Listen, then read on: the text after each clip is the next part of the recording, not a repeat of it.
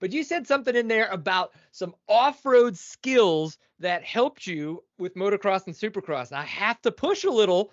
Do you remember offhand what any of those were? Because I know some people are going to be like, "Oh God, off-road helped them in motocross and supercross." What was it? Yeah. Yeah. And what's funny about it is my riding coach, Steve Hatch, the first time I ever worked with him, I flew to Arizona to Phoenix and drove up to Scottsdale where he lived. And I was racing supercross at the time. I was only supercross. That's all I did. But I hired Steve to help me as, be a better rider, help me train and all that stuff. And I went to his house and we spent 2 days in the desert. And there was no jumps out there. There were no whoops. There were no bowl corners. And we were working on the weirdest things. It's like, come out of this turn right here. And then instead of just going down the straightaway like you normally would, I want you to cut all the way back inside and like try to hop this rock, stop really quick, and then turn and go over this way. And I'm like, this guy, does he know what I do? Like, I'm not sure how this is going to help me, but I did it. And the next weekend I got on the podium.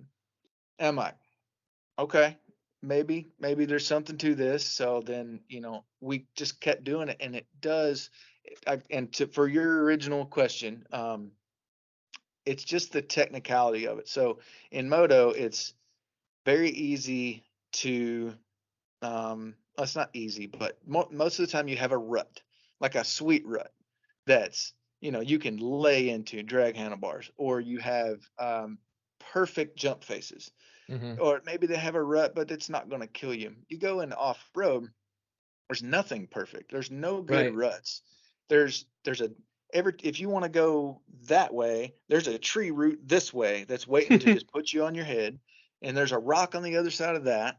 Um, and then so that part of it, like being able, I guess, being more aware of your tires, like where your tires are, the angles that you're on compared to like in so where it would really cross over for me is, a mud race, hands down. That I got better when I went to GNCC. For one, you ride in the mud a lot, but for two, you're so good at the slippery, weird angles and stuff. When you get in a mud race, it's like on a motocross track, it's like, oh, I got this.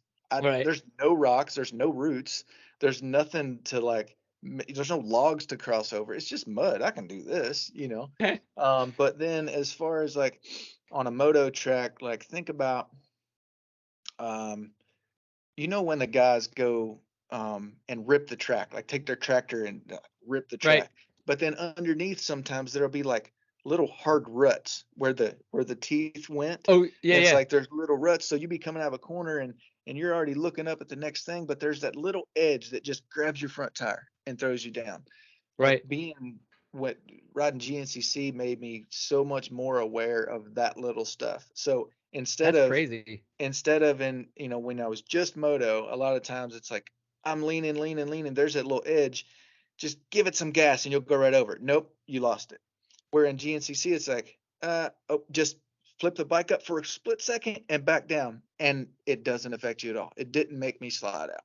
You know what I mean? It's like little things like that and it's.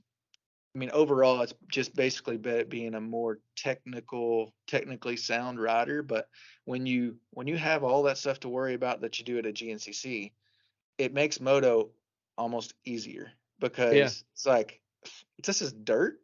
This is great. There's a rut No here. rocks, no This roots. is Yeah, I love awesome.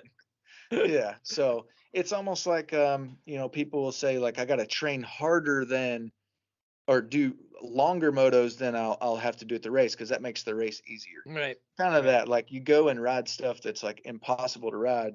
It makes going back to a sweet prep track like pretty awesome. If you guys enjoyed that, make sure you check out the entire podcast on the Seat Time podcast feed.